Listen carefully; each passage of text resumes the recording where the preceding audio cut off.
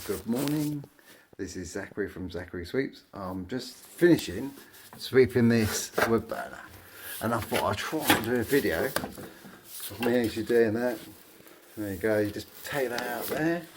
Nice 6-inch brush. I always use a bit of timber just to put the hose into position so that when the soot comes down the hole, which is in there. If I put my hand up there, you can see where the brush has just come out. And then the next thing we do is a little bit of soot on that top bit there.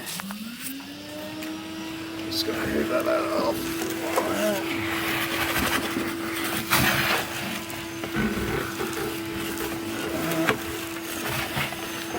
And then basically, there's a little ledge inside here, as you can see.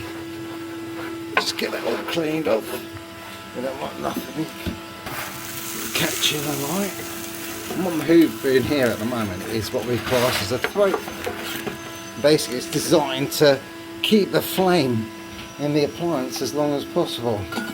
And obviously, you've got to take these out before you sweep them. So there's a couple of bars up there. They need to go on to go round.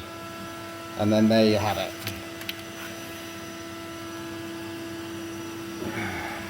There you have it. It's back into position. There's a little gap there that goes across there, and basically what that does is that's where the smoke hits there, and it goes through that gap there. Maximises on the heat efficiency of the appliance. And then get the old hoover in. Give it a good clean out. I'll put it on pause for a second. As you can see, that's how it should look like. Just check that, make sure that goes around like that, because that's the only thing that's different from this being a normal wood burner and a multi-fuel, that they have a movable grate, and that is put in there to drop the ash off the coal. If you only burn wood, never empty the ash out, let it fill right up, because you don't want any air circulating underneath these. And then you put this bar back into position, nice and easy. Make sure it goes in the right way. It has to go in at that angle. There's a little gap there. I think I've explained it before. There's a clear view system over these that tries to keep the glass clean. Obviously, depending on what wood you burn. And then the next thing is to get rid of all the ash. And there you have it, all cleaned, all done nicely. Just quickly check the rope. It looks all fine for another year at least. It's all good. Bit of dust there. Always try and be careful when I'm doing around this area, because if you use a hoover, it'll suck it off, which is really bizarre because it's glued on. But, yeah. And then the one thing I was going to show you about these, actually, you see these? Well, you can actually make this wood burner bigger, and you can take this metal plate off. And they're really easy to do. Take that metal plate off, and then it goes into these little grooves here. You see these grooves here on the other side? It actually goes into them. So you take that off, and then it's obviously not a multi-fuel slab, and you can put, there's another piece that actually, there's probably around somewhere, that goes in there first, and then you put that in afterwards, so you can have a nice thick ash bed, and then they work lovely. So that's it, the old Stovex. See this problem here with the basically where it's the cement that is connected to the pipe. The reason why people have this issue of it always cracking is because there's two things you should remember. Really, that it shouldn't have anything in there, full stop, because if we look at these pipes, they've got like a little flange bit. Well, I don't know what they really call them, to be fair, and they sit on top of the pipe.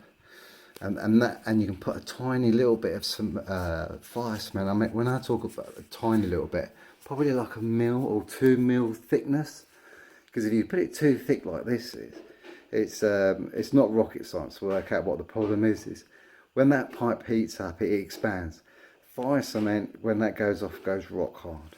And then basically what you're left with, of course, when that pipe expands, it cracks. It will always do it.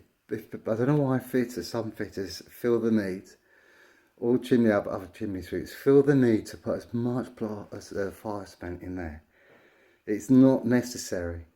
You know, if you're going to put loads in, put it inside. You know where I took that plate down, and then you can go in through there. Seal it in there.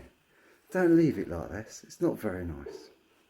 And the only thing I can do with it is just to spray it up a little bit, which is my plan next. So just to make it look a bit nicer, because I don't know about you, but that would bug me. And there you go. Just sprayed it. I've just noticed a little bit up the top there. See that bit up there? Might go too mad.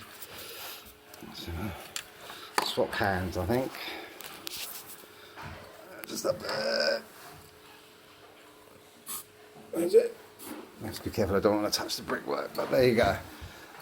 Look at that, doesn't that make a difference? Anyway, that's another job done. And we are off to rescue another bird.